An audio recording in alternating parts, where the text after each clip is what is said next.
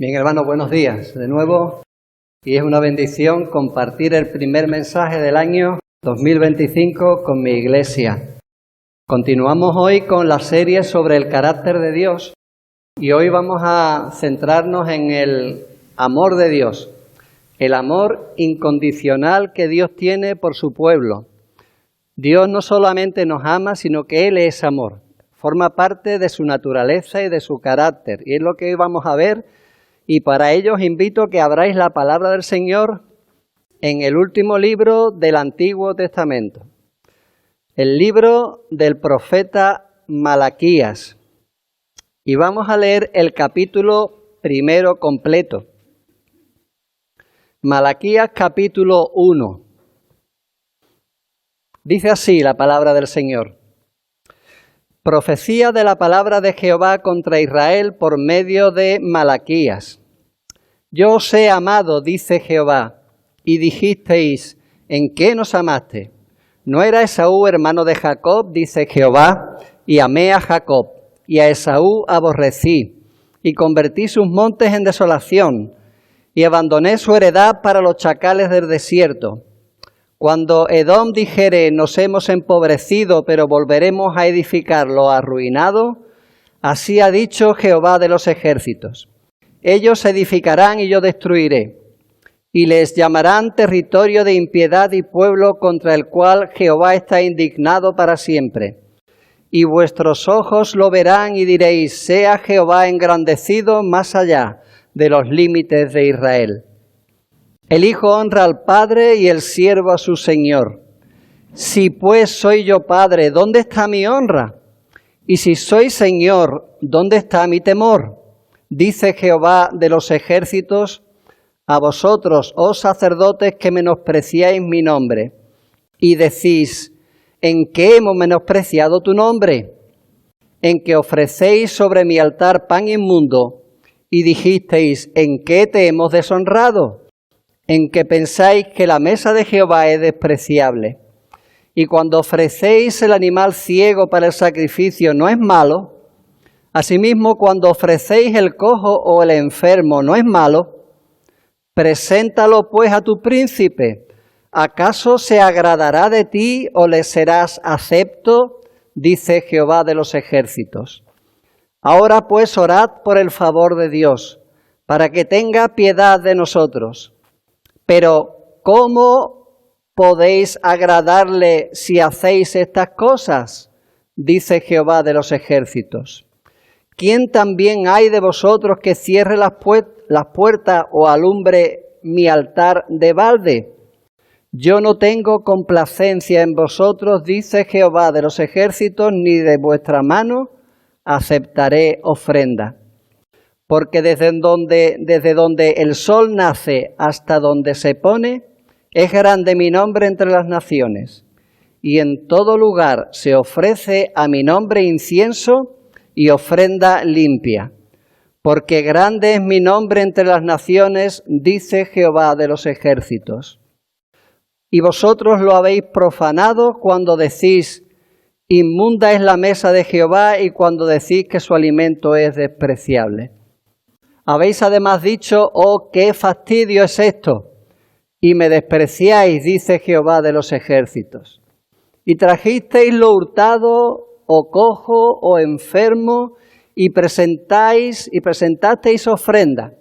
¿Aceptaré yo eso de vuestra mano? Dice Jehová. Maldito el que engaña, el que teniendo machos en su rebaño, promete y sacrifica a Jehová lo dañado. Porque yo soy gran rey, dice Jehová de los ejércitos, y mi nombre es temible entre las naciones. Señor y Padre Santo, te damos muchas gracias, Padre, por tu palabra.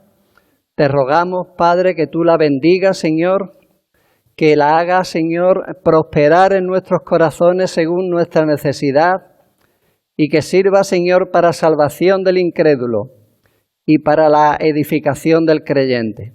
Te lo pedimos, Señor, en el nombre de Cristo. Amén. Los que ya tenemos algunos años, recordamos un anuncio de la televisión en el que se vendían anillos de compromiso.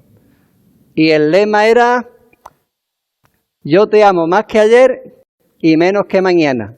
El anillo del amor. Y para ilustrar el mensaje me puse a buscar imágenes del anillo del amor. ¿Y sabéis dónde encontré más imágenes del anillo del amor, yo te amo más que ayer, pero menos que mañana? Pues en el Wallapop, en el Mil Anuncios, en Todo Colección. Hermanos, ¿dónde terminó el compromiso del yo te amo más que ayer y menos que mañana? Terminó en el segunda mano.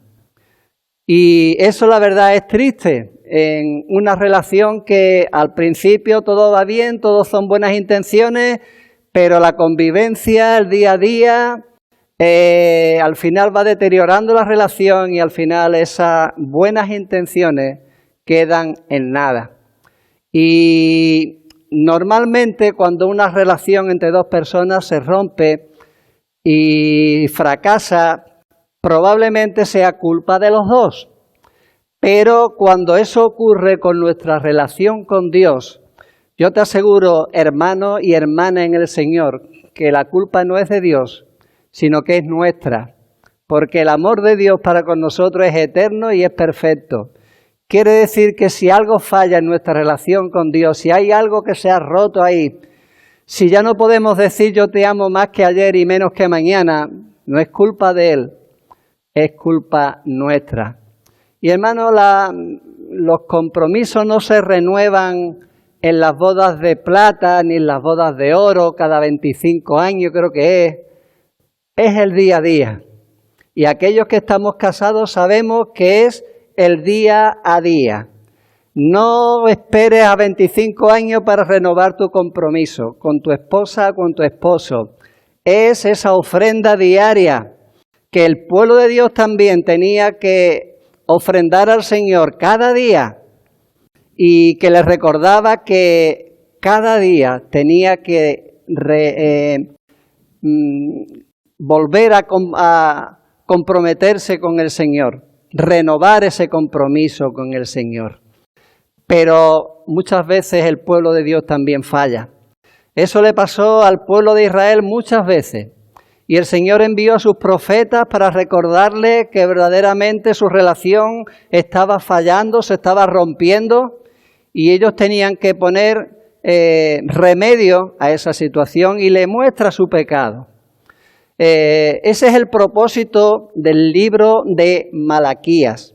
Renovar ese compromiso del pueblo de Dios con Dios que estaba deteriorado. Malaquías forma parte de los 12 profetas que llamamos menores. Son profetas que escribieron mensajes cortos, en ese sentido que son profetas menores. No tiene que ver con la importancia del mensaje, sino con el tamaño de su profecía. Y concretamente Malaquías es uno de los 3 profetas post-exílicos, es decir, profetas que escribieron sus mensajes después de que Judá volvió del cautiverio. Judá estuvo 70 años cautivo en Babilonia. Babilonia pasó a mano de los persas y cuando llegó Ciro, el rey de Persia, permitió que un grupo de judíos volvieran a Jerusalén a reconstruir el templo. ¿Recordáis? Fue en tiempos de Zorobabel. Zorobabel debió de haber sido el rey de Judá, porque era de la dinastía de David y le correspondía el trono. Sin embargo, no era más que un gobernador de una de las provincias de Persia. Judá, que a partir de ese momento empezó a llamarse Judea y que incluía el reino del norte, el antiguo reino del norte, Israel y también Judá, toda esa región ya empezó a ser llamada como Judea, una provincia del reino persa. Y Zorobabel volvió después de 70 años de que el templo fue destruido. En el 586 el templo fue destruido por los babilonios.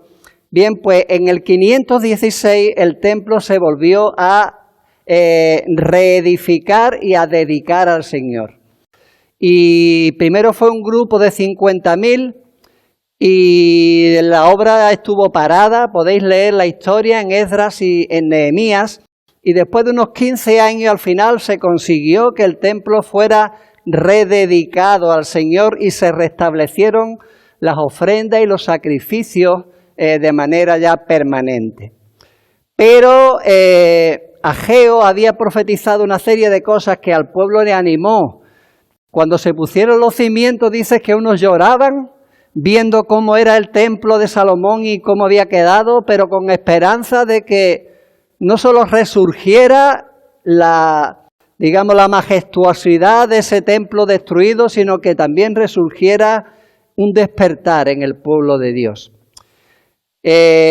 Cuando el templo fue terminado, todos fueron aplausos, todos fueron buenas intenciones, todos fueron gozo, alegría. Pero sabéis, cuando Malaquías predicó su mensaje, habían pasado alrededor de 85 años desde que el templo fue reconstruido. Ageo había dicho que Zorobabel iba a ser puesto como sello de sellar, en el sentido de que iba a ser, ellos entendían que Zorobabel finalmente iba a ser proclamado el rey, porque lo de anillo de sellar tiene que ver con el anillo del rey. Pero Zorobabel había muerto y no había pasado nada. También Ageo, que había predicado cerca de 100 años antes, estamos hablando del tiempo de Malaquías, había predicho que el Mesías iba a venir, pero había pasado ya un siglo. ¿Y dónde estaba el Mesías? ¿Y dónde estaba el rey de Israel? Y seguían siendo una provincia mediocre de un imperio extranjero. Y el pueblo se desanimó. Así que el desánimo del pueblo produjo una insensibilidad espiritual respecto a si verdaderamente Dios le estaba amando o no. Y eso hizo que se relajaran a nivel espiritual. Seguían practicando su religión, pero era una religión superficial. Era una religión sin corazón. Y le ofrecían a Dios, pero no le ofrecían lo mejor, sino lo que a ellos les parecía. Es en ese contexto, hermanos, que el pueblo recibe una palabra de Dios. Malaquías se dice que fue el último profeta, y es verdad. Pasaron 430 años aproximadamente desde este mensaje, que es el último del Antiguo Testamento, hasta que llegara Juan el Bautista, del cual Malaquías también profetiza su llegada en el capítulo 3, que son llamados 430 años de silencio. Pero no es verdad, hermano. La palabra de Dios seguía hablando durante esos 430 años al pueblo de Dios. Porque dice la palabra que Dios, habiendo hablado muchas veces, de muchas maneras, en otro tiempo a los padres por los profetas, seguía hablando por los profetas. Aunque no había nuevas profecías, nueva palabra de Dios revelada, la palabra de Dios ya la tenían y les debía seguir hablando. Es en ese contexto que Malaquías escribe su profecía. Y es una profecía contra Israel. Profecía de la palabra de Jehová contra Israel por medio de Malaquías. Mal empezamos el año, hermano, hablando de mal rollo, porque empezamos hablando de una palabra en contra del pueblo de Dios, de parte de Dios. Pero hermano, Dios, cuando habla algo en contra de nosotros, realmente es una demostración de que nos sigue amando. Lo peor que nos puede pasar es que Dios nos retire la palabra.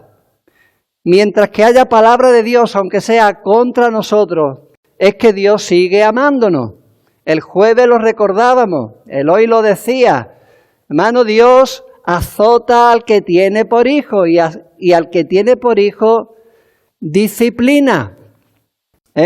Por eso dice la palabra, hijo mío, no menosprecies la disciplina del Señor ni desmayes cuando eres reprendido por él. Era una reprensión para el pueblo de Dios, pero para que reaccionara y restableciera esa relación que había perdido. Y aquí vemos que el mensaje de Malaquías, si lo vemos completo, la verdad que es Dios hablando e Israel contradiciendo lo que Dios le dice. ¿Es una discusión? No. Es una contradicción entre lo que Dios les decía y lo que ellos veían. Ya el Señor, a través de la carta a los romanos, describe a Israel como ese pueblo rebelde y contradictor. Siempre, dice, todo el día extendí mis manos a un pueblo rebelde y contradictor, dice Pablo en Romanos 10:21. Y todos conocemos a personas así, ¿verdad? Gente que son hartibles, que como tú le digas algo, ya sabe que le van a contradecir y te van a decir un pero. O que tú le vas a decir algo y dice, ¿yo? ¿Mi hijo? ¿Yo? ¿Entiendes? Personas que nunca reconocen sus errores, pero ellos necesitaban darse cuenta de su situación. Pero antes que nada, el Señor les muestra que a pesar de que le dirige una palabra en su contra, era un Dios que le amaba. Yo os he amado, dice Jehová. No era algo del pasado, no era algo que en ese momento le amaba, sino era algo del pasado, del presente y del futuro. Dios ama a su pueblo y es un amor eterno. Precisamente porque todavía les amaba, era por lo que les seguía hablando y amonestando. Una de las mayores pruebas de amor que Dios tiene con su pueblo es que nos ama y nos amonesta. No son palabras de juicio, son palabras de corrección. En cambio, ellos ¿qué dicen? El Señor le dice, yo os he amado, pero como era un pueblo rebelde y contradictor, ellos le responde, y dijisteis, ¿en qué nos has amado? ¿En qué nos amaste? Hermanos, muchas cosas buenas habían sucedido al pueblo de Dios. Pero es verdad que en aquel momento no eran buenos tiempos. Y el nivel espiritual, cuando también es bajito, lo que tiende uno a ver las cosas negativas. Y nos olvidamos del pasado, de lo que Dios hizo por nosotros. ¿En qué nos amaste? Quizá ellos no dijeron eso con sus bocas. ¿Quién se iba a atrever a contradecir a Dios verbalmente? Pero el Señor, que conoce los corazones y nuestros pensamientos, sabía que lo que el pueblo de Dios realmente sentía era que Dios no les amaba. Y ellos necesitaban darse cuenta, primeramente, que Dios les amaba. Quizá con sus labios no lo dijeron, pero lo dijeron en sus corazones. Hermano, cuidado con lo que pensamos, porque el Señor conoce nuestros pensamientos. A mí eso me da temor y temblor, porque a veces se me pasan unas cosas por la cabeza que la verdad no me atrevería a decirlo, pero con solo pensarlo y saber que Dios lo sabe, pues eso ya nos debe hacer reflexionar. Perdón, hermano, que estoy un poquito acatarrado. Ellos pensarían, ¿en qué nos amaste? Nos amaste cuando dejaste que estuviésemos 400 años en el desierto, en Egipto. Nos amaste cuando estuvimos 40 años vagando por el desierto, habiendo llegado un año después a la tierra prometida y no nos dejaste entrar. Nos amaste cuando nuestros hermanos del norte, los de Israel, fueron despojados por los asirios y ahí andas desperdigado por todas las naciones. ¿Nos amaste cuando dejaste que destruyeran el templo de Salomón que él te construyó con tanta ilusión? ¿Nos amaste cuando estuvimos 70 años cautivos en Babilonia? ¿Y ahora qué dice? ¿Que nos amas? Cuando nada más que somos una pequeña provincia de un pueblo pagano como son los persas. Nos amaste cuando Nehemías, que es nuestro líder, no es más que un gobernador. Probablemente Israel tenía argumentos para pensar que Dios nunca le había amado, ni que le amaba ahora. Pero el Señor les va a responder con un poco de historia. Y se remonta unos 1300 años antes de esa fecha, cuando el Señor escogió a Jacob, que fue, digamos, el padre del que desciende Israel, y desechó a su hermano Esaú. Dice, ¿no era Esaú hermano de Jacob? Le responde con otra pregunta. ¿No era Esaú hermano de Jacob? Dice Jehová, y amé a Jacob y a Esaú aborrecí, y convertí sus montes en desolación y abandoné su heredad para los chacales del desierto. Ya Manasés hace poco estuvo hablando un poco de la historia de estos dos hermanos. Podíamos titularlo la historia de dos hermanos, ¿no? Dos hermanos que eran mellizos. Esaú nació primero, pero detrás vino Jacob, que dice que le agarró del talón porque quería salir el primero, pero al final salió primero Esaú. Él debió de haber sido el heredero o el primogénito que heredara la bendición de su padre Isaac, que a su vez la heredó del patriarca Abraham. Sin embargo, Jacob, por todos los medios y medios ilícitos, con engaño, procuró siempre la bendición de la primogenitura. ¿Recordáis el famoso episodio del plato de lentejas? Cómo Esaú, el primogénito, le vendió a Jacob su primogenitura por un plato de lentejas. ¿Recordáis cómo cuando Isaac ya estaba muriéndose, su padre, y estaba ya ciego, él suplantó la identidad de su hermano Esaú, incluso se puso una pelliza de pelo, porque Esaú tenía más pelo que Jacob, para engañar a su padre ciego.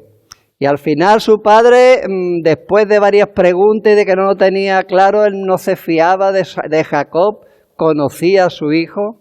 Finalmente creyó que era Esaú y bendijo a Jacob.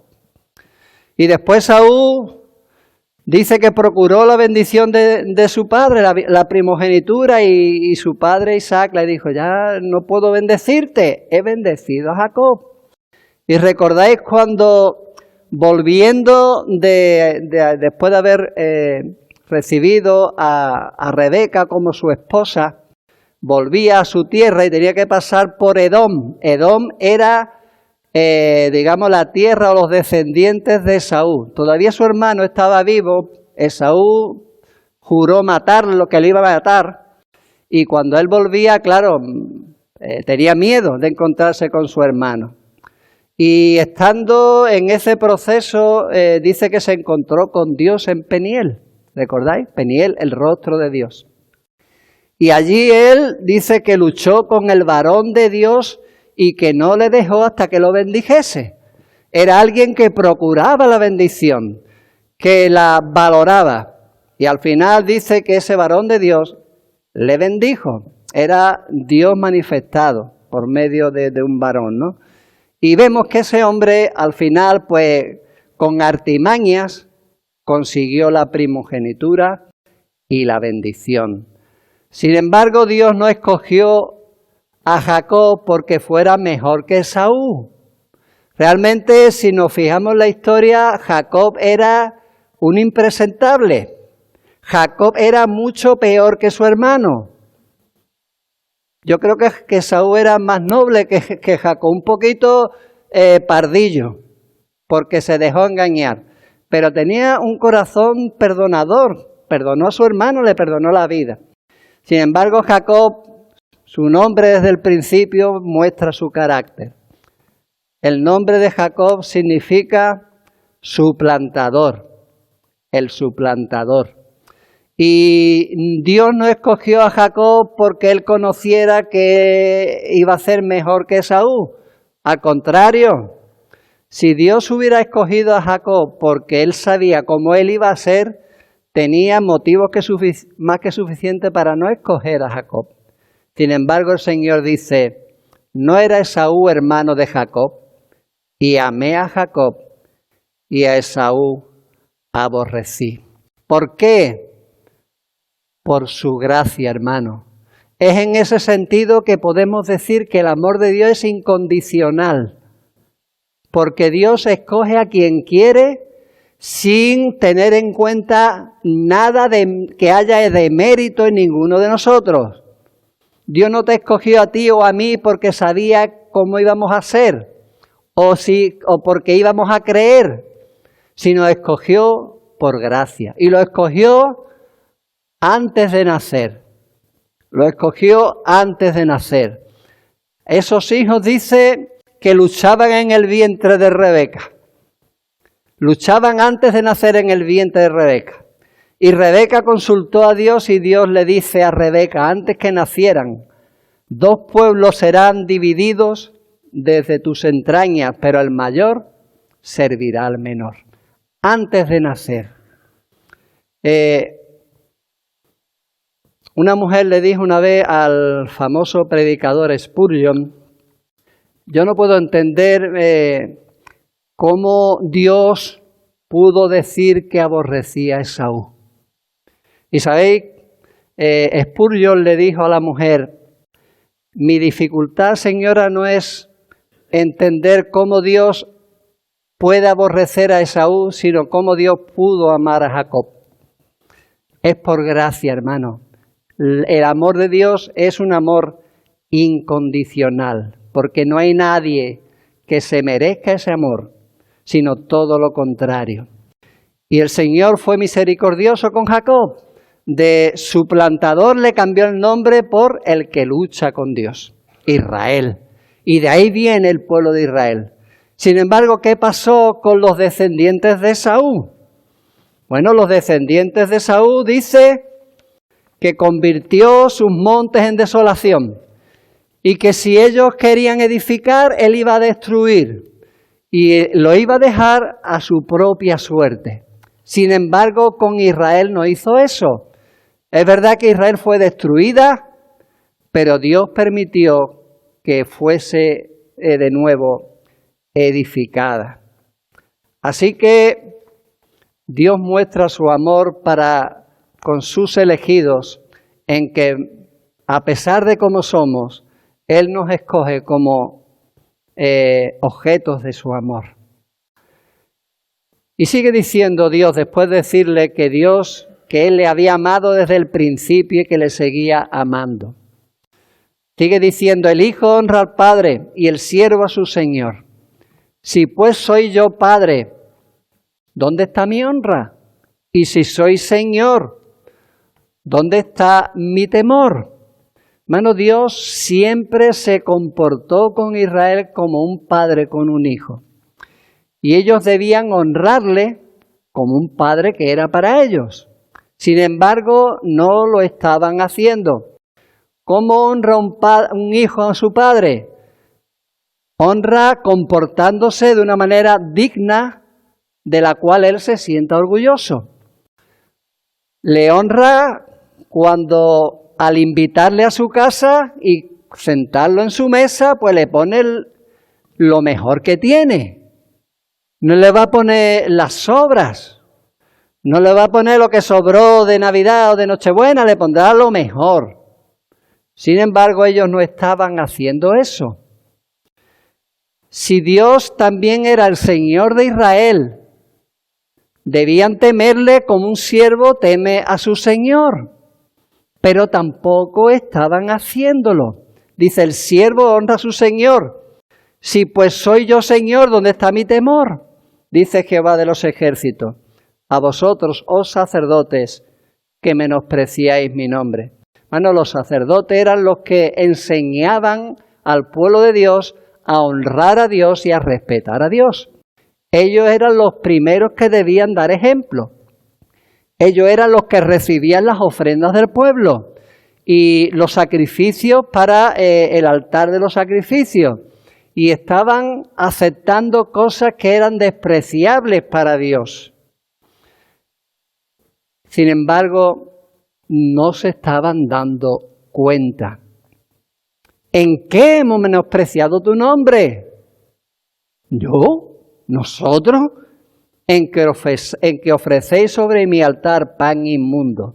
Y dijisteis, ¿en qué te hemos deshonrado? De nuevo el pueblo contradiciendo a Dios, ¿no? Dicen que pensáis que la mesa de Jehová es despreciable. Y cuando ofrecéis el animal ciego para el sacrificio, no es malo. Asimismo, cuando ofrecéis el cojo o el enfermo, no es malo. Era algo que Dios prohibía. Dios quería animales limpios y puros y le estaban dando las sobras, lo despreciable. Dice, preséntaselo a tu príncipe, a ver si le agrada. ¿Tienes más temor de tu príncipe o de tu gobernador que de tu Señor, del Dios vivo y verdadero que te ama? Le colocaban a la mesa y le traían las sobras. La mejor honra, hermanos, que un hijo puede hacer a su padre es darle lo mejor en su mesa, el lugar preeminente. Lo mejor que un siervo puede hacer con su Señor es temerle, respetarle, honrarle con esa autoridad que él reconoce del Señor. Pero ni le honraban como padre, ni le temían como Señor, y eso era un menosprecio para el nombre de Dios. Dios aborrecía esos sacrificios. Debía ofrecerle al Señor lo mejor y le daban lo que ni ellos mismos querían. Sin embargo, no se estaban dando cuenta. Estaban ofendiendo a Dios sin darse cuenta. Tampoco lo decían de palabra, hermano, pero lo pensaban. Yo veo que lo que yo te ofrezco está bien. Ese amor de Dios por Jacob les hizo que realmente se acostumbrara a ese cuidado que Dios tuvo con ellos, a cómo les soportó durante siglos y le provocó insensibilidad espiritual. Y nosotros, hermanos, llegamos a perder de vista el amor de Dios cuando las cosas nos vienen mal dadas, cuando pasa el tiempo y vemos que las expectativas que teníamos acerca de nuestra vida espiritual no se van cumpliendo. Quizás porque estamos esperando algo que Dios nunca nos ha prometido. ¿Tú crees en Dios y todo te irá bien? ¿O porque malentendemos la palabra de Dios? Bienaventurado el varón que no anduvo en consejo de malos, ni en silla de escarnecedores se ha sentado, sino que en la ley de Jehová está su delicia, y en su ley medita de día y de noche. Será como árbol plantado junto a corrientes de agua, que da su fruto a su tiempo, y todo lo que hace prosperará. Y vemos que ni el árbol da su fruto a su tiempo, ni todo lo que hacemos prospera. Y entonces pues perdemos de vista a ese Dios que nos ama, porque realmente nos ha defraudado. Pero hermano, no es así.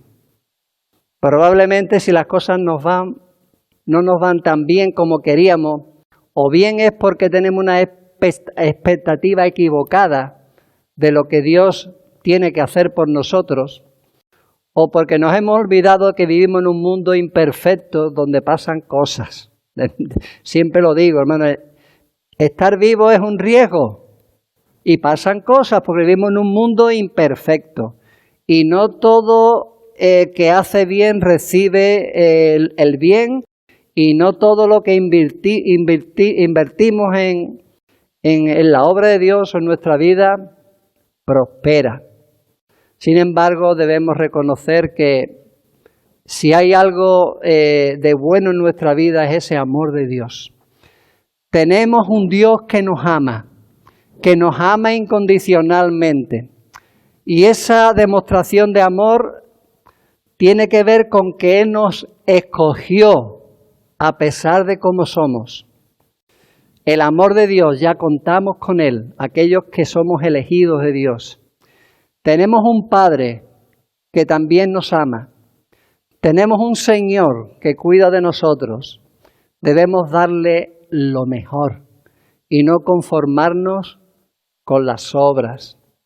Tampoco darle lo que a nosotros nos parece. Hermanos, Dios no es el amigo invisible. Al amigo invisible, primero no te vas a gastar mucho, porque es el amigo invisible. Y después le vas a regalar lo que a ti te gusta para él. Pero no lo que le gusta a él a lo mejor. Y casi siempre solemos fallar. Hermanos, Dios no es el amigo invisible. Él ha dicho lo que le agrada y es eso lo que tenemos que darle. Dice la palabra de Dios, el amor de Cristo nos constriñe. Es decir, el amor de Cristo, cuando tú ves cómo Dios te ama por medio de Cristo, nos debe constreñir, nos debe impulsar a amarle de la misma manera.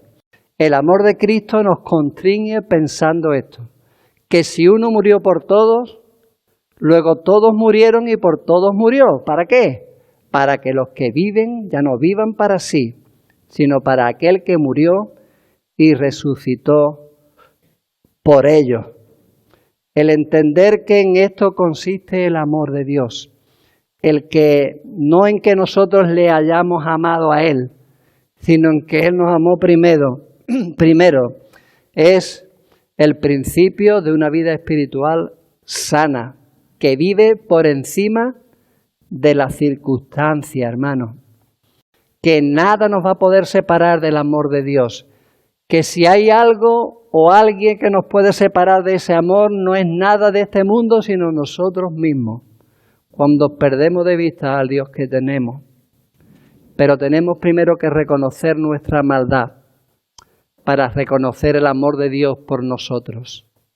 Dios muestra su amor para con nosotros que siendo aún pecadores, Cristo murió por nosotros. Porque nosotros no somos mejores que Jacob, sino somos igual de pueblo de Dios que no merece el amor de Dios. Pero el templo, hermano, fue reconstruido, es verdad, se reanudaron los sacrificios, pero era algo externo, no era del corazón. Y Dios se lo reclama a su pueblo. Este pueblo, recordáis, de labio me honra, pero su corazón está lejos de mí. Y hermano, adorar a Dios, si no es de corazón, es una ofensa a su nombre. Si yo viniese aquí a predicar un mensaje que no me ha costado nada prepararlo, porque ya lo tenía preparado de antemano, o porque lo he copiado de internet, si lo hiciera sin orar y en la presencia de Dios pedirle al Señor que bendiga a la iglesia cuando lo predique, estoy dándole las obras, ofreciéndole lo que no me ha costado nada. ¿Recordáis lo que dijo David cuando Ornán, el jebuseo, le quiso regalar el terreno para construir el templo? Primero de Crónicas 21-24 dice que David le dijo a ese hombre, no, sino que efectivamente la compraré por su justo precio, porque no tomaré para Jehová lo que es tuyo, ni sacrificaré holocausto que nada me cueste. Él prefiere, hermano, que no le ofrezcas nada a que lo hagas sin que nada te cueste. Versículo 10 dice, ¿quién también hay de vosotros que cierre las puertas o alumbre mi altar de balde? Yo no tengo complacencia en vosotros, dice Jehová de los ejércitos, ni de vuestra mano aceptaré ofrenda. Es decir, antes de ofrecerme lo malo, lo inmundo, lo que os sobra, mejor cerrar las puertas. Mejor no me ofrezcas nada. Hermano, tan importante es la santidad y la pureza de lo que ofrecemos al Señor, como la pureza y la santidad de las manos que se lo ofrece. Dice, habéis dicho, oh, qué fastidio es esto, y me despreciáis, dice Jehová de los ejércitos. Recuerda, hermano, Dios conoce las intenciones del corazón. Oh, qué fastidio es esto. Ya llegó el jueves. Hoy hay culto a las 6. Hoy qué fastidio, domingo otra vez. Hoy que me toca predicar este domingo. Uy, con el frío que hace y lo calentito que estoy a las 6 de la tarde en casa y un jueves al culto. Un domingo, lloviendo. Oh, qué fastidio es esto. ¿Y dónde quedó, hermano, el Salmo 122? Yo me alegré con los que me decían, a la casa de Jehová iremos. O como los cantaban de chico. Qué alegría cuando me dijeron, vamos a la casa del Señor. Es el mismo Salmo, hermano. ¿Dónde está esa alegría? ¿O dónde está el Salmo 119:2 cuando dice, venid ante su presencia con regocijo? La ofrenda, hermano, el sacrificio debe ser algo que nos cueste. Y no se trata de venir con la cara 1 metro o con la cara larga porque tengo que ir. No, oh, qué fastidio nos es esto. Se trata de venir con alegría, porque venimos ante la presencia de un Dios que nos ha demostrado su amor millones de veces y cada día nos lo demuestra. Un Dios que es nuestro Padre, a quien tenemos que presentarle lo mejor. El Señor, a quien debemos temer. Hermano, la verdadera adoración nunca es un fastidio. Pero si es un fastidio en algún momento, esa adoración ni va a agradar a Dios, ni te va a agradar a ti. Por demás es que vengas al culto, porque vas a salir peor que cuando llegaste. Oh, qué fastidio nos es esto. Cuando la adoración no es del corazón, no es sincera y no es excelente, buscando la excelencia, ni te va a agradar, ni vas a agradar a Dios, ni te va a agradar a ti. Les recuerda a Israel el Señor que ellos habían sido escogidos para que por medio de ellos su nombre fuese proclamado a todas las naciones. Ellos no eran el ombligo del mundo. Ellos no eran los destinatarios finales de la bendición y de las promesas hechas a Abraham. Eran un medio para llegar a las naciones. Por eso ya para acabar, leeremos el versículo 11 y el versículo 11 y 12, que dice, desde donde el sol nace hasta donde se pone, es grande mi nombre entre las naciones, y en todo lugar se ofrece a mi nombre incienso y ofrenda limpia, porque grande es mi nombre entre las naciones, dice Jehová de los ejércitos. Y vosotros lo habéis profanado cuando decís, inmunda es la mesa de Jehová, y cuando decís que su alimento es despreciable. Y el versículo 14, porque yo soy gran rey, dice Jehová de los ejércitos, y mi nombre es temible entre las naciones. Nos sorprende que Dios diga eso, de que su nombre se ofrece incienso en su nombre y ofrenda limpia entre las naciones, cuando ni siquiera en Israel se hacía eso, ¿no? Pero Dios está viendo el futuro como si fuera algo ya realizado en el presente. Él llama a las cosas que no son, dice, como si fuesen. Y está viendo que Israel, que debía de ser un lugar donde las naciones viesen como se debía adorar a Dios, Él fue puesto en medio de las naciones para que diese testimonio y fuera luz a ellas, no lo estaba haciendo. Sin embargo, el propósito de Dios de bendecir a todas las familias de la tierra por medio de Abraham, de Isaac, de Jacob, se cumpliría. Dios no va a quedar sin ser adorado. Y eso era un anticipo de lo que ya hoy estamos viviendo, hermanos, gracias a Dios. Todavía tenemos más motivos para agradecerle al Señor su amor hacia con nosotros, porque nosotros formamos parte de esas naciones en las que su nombre es adorado. Y al comienzo de este nuevo año, es bueno que reflexionemos si verdaderamente le estamos dando a Dios la adoración que su nombre merece o podemos mejorar.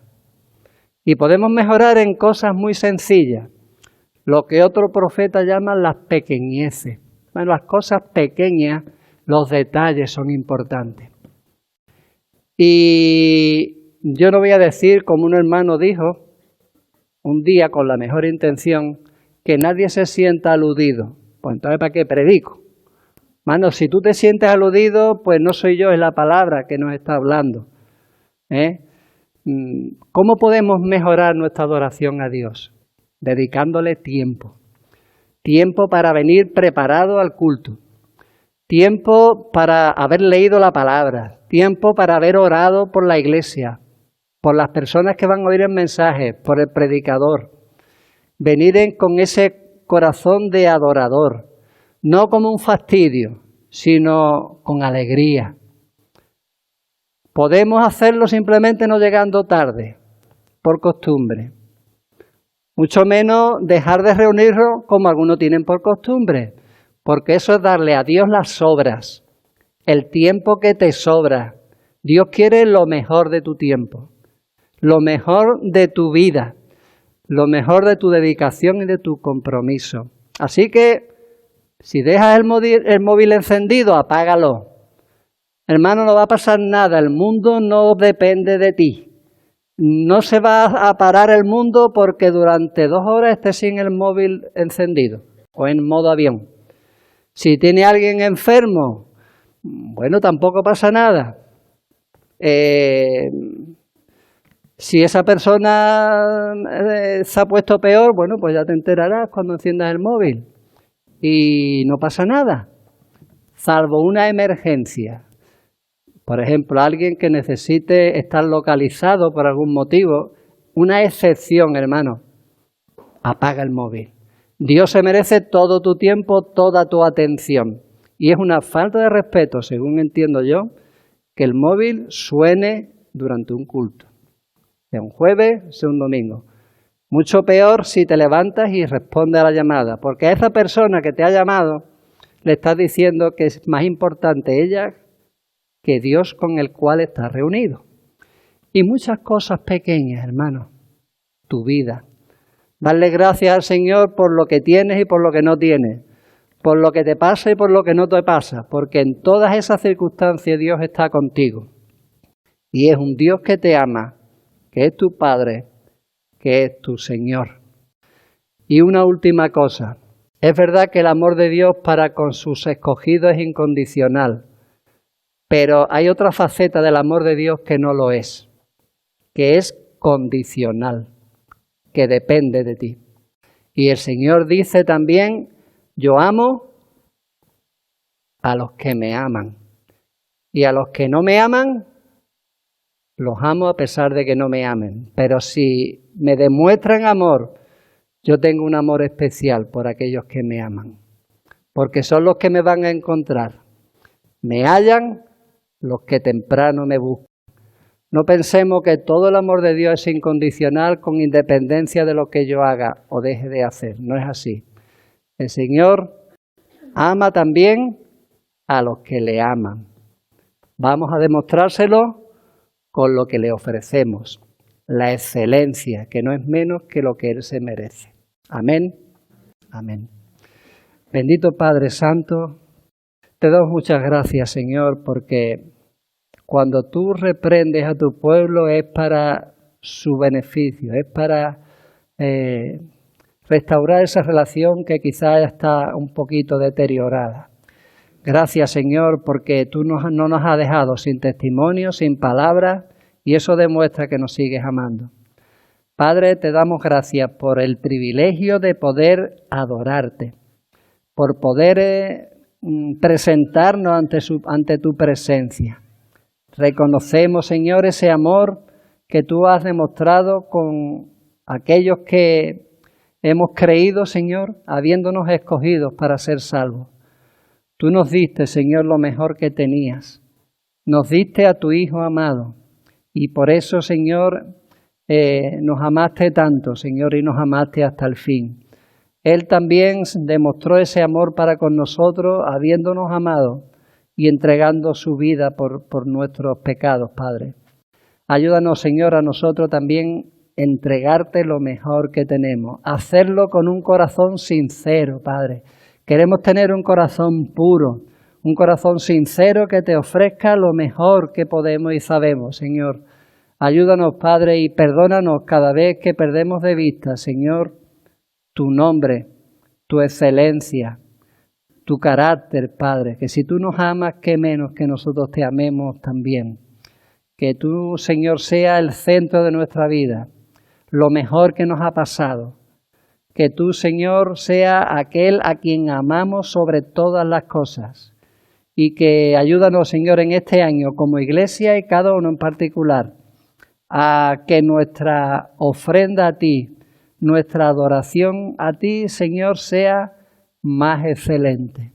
Te lo pedimos, Señor, y te damos gracias por ese amor demostrado en la cruz del Calvario, que nos ayuda a seguir adelante, Señor, sabiendo que a pesar de nosotros, tú nos seguirás amando. En el nombre de Cristo que lo hace posible. Amén.